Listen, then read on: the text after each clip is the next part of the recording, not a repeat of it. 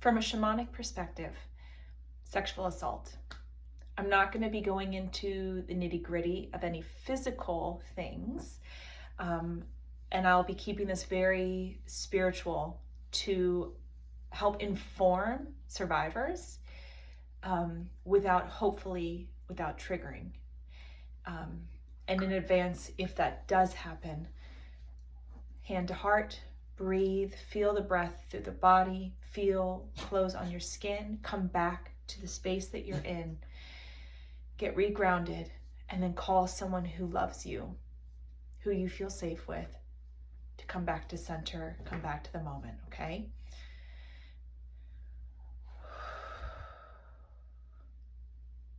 May the words be guided through me.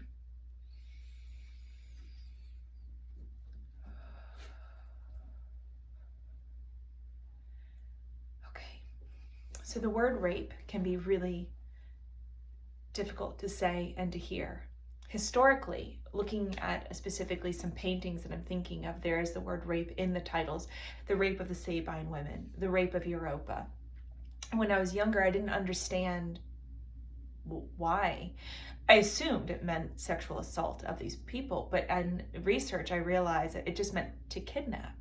Historically, one of the ways that word was defined was to kidnap, to take. And it began to reframe my understanding of that word. And then it allowed me to sit with spirit to understand what is happening on an energetic level during rape. And so if we think about kidnap, there is this element, this essence of taking. That a portion of your soul light, not your soul, right? But a portion of that light that emanates from your soul gets taken. We call this soul loss in shamanism. And when a piece, and in psychology, it's often called disassociation. When a piece of you separates to remote view the situation that it's happening so that you can protect yourself and survive without being overcome by the trauma and the violence. And then that remote sensed part, I don't know what psychology says happens after that, but I do know shamanically that soul piece, that little part of your light, stays stuck in that memory. And so often what happens is the survivor wakes up the next day feeling off, shook, scared, and of course, you've experienced a trauma. But then we tend to just say, oh, maybe I did something wrong. I didn't listen to my intuition. I should have done that. Maybe I didn't dress right, or I put myself in the wrong position. You did nothing wrong. That other person acted out of pocket, out of ego, and did a very awful thing.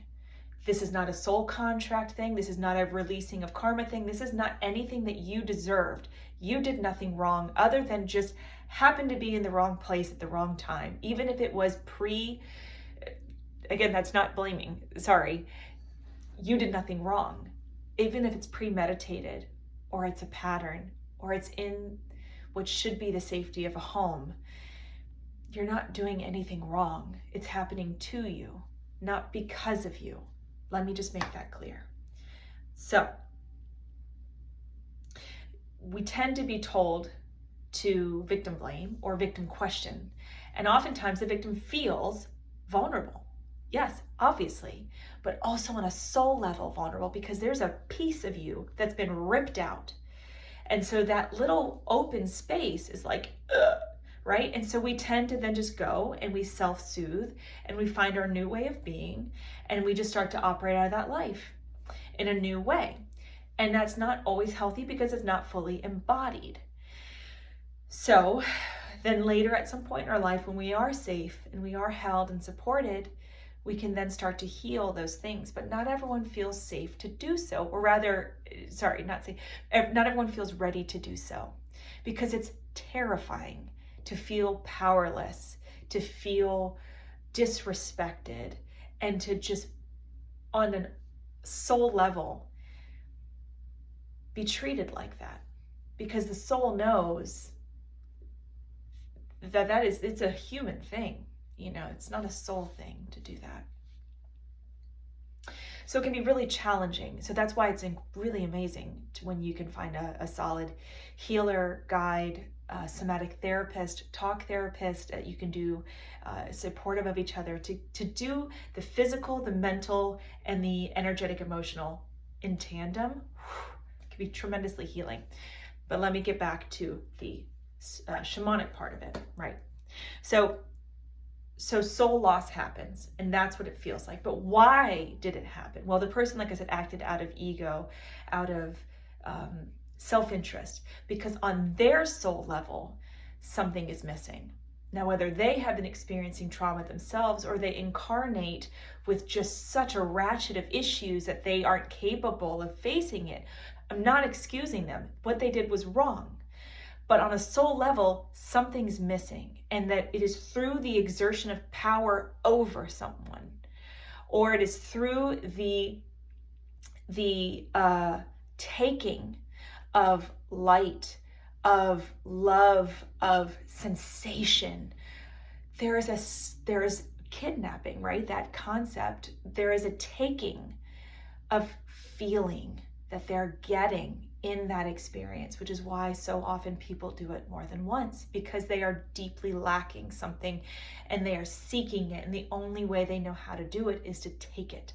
So they have some very important healing to do, and it is not your responsibility to fix that for them, right? Keeping it separate.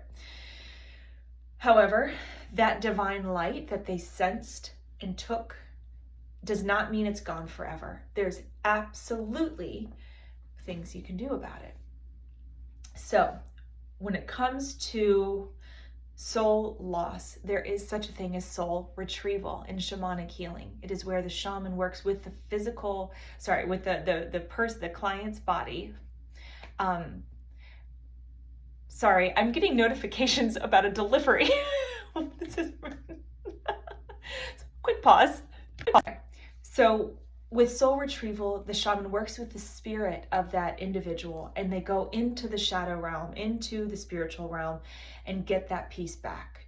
Whether I find so often there's a tear in the energy body that needs to be healed, as well as the soul part is often in the somatic physical body too. So rarely do we actually have to go out and get it, but sometimes we will go to the aggressor and take that light piece back too. It just depends on the situation and the person and what happened. So it's absolutely possible to live with soul pieces pulled out of you, but it is so empowering, not empowering, but the word I like to say is empowering, because it powers from within when we pull those pieces back and reintegrate them in the self.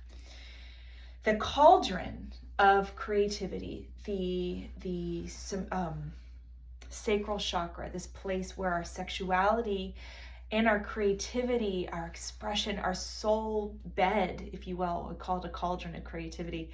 This area that gets afflicted by sexual assault is ever flowing. You will continuously have more light come down through your soul self and drop into this cauldron, so it can refill.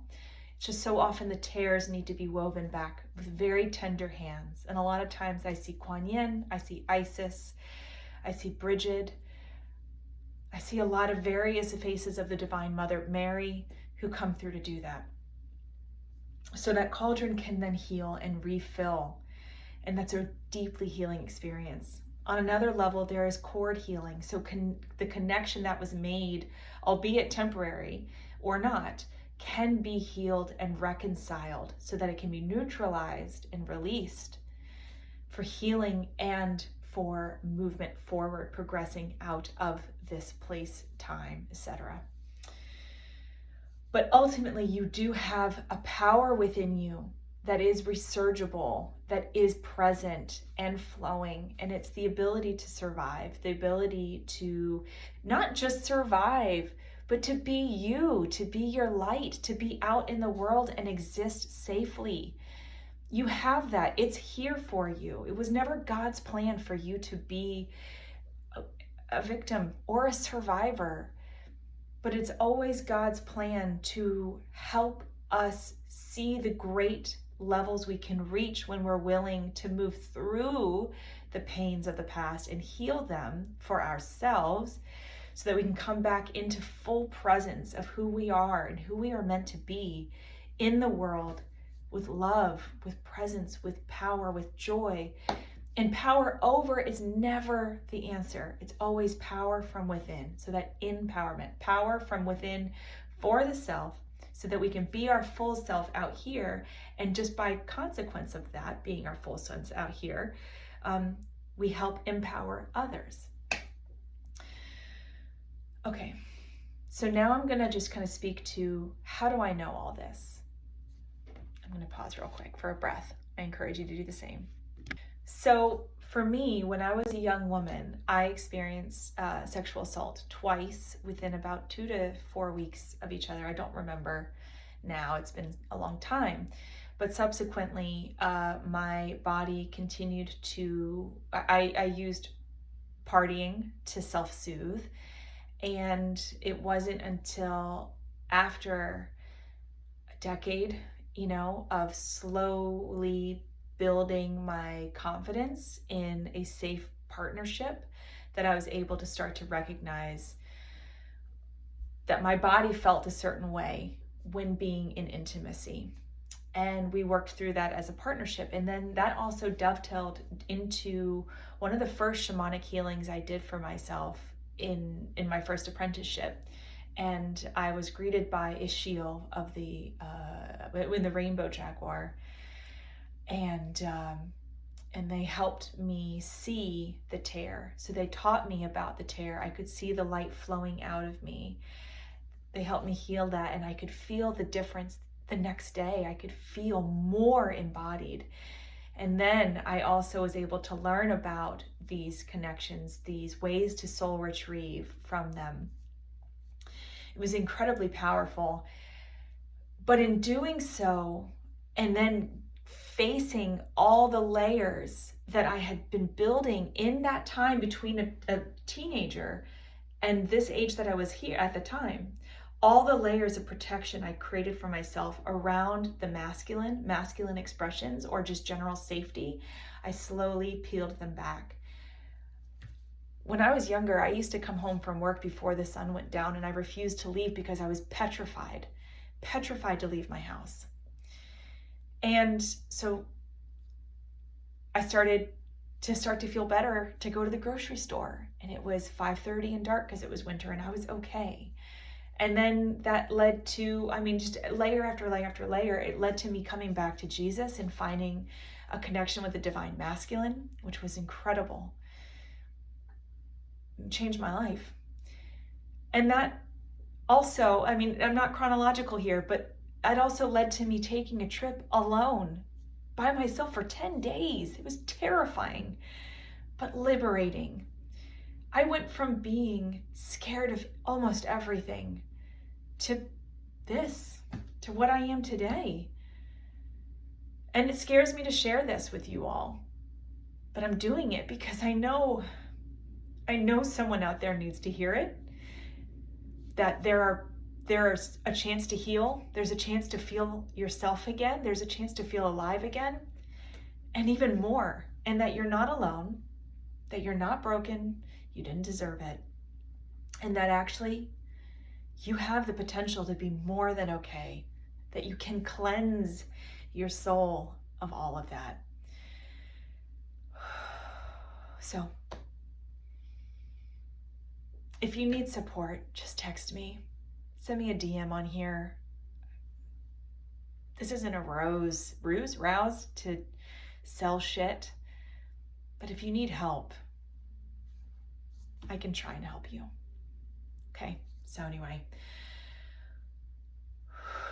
thank you. Blessings.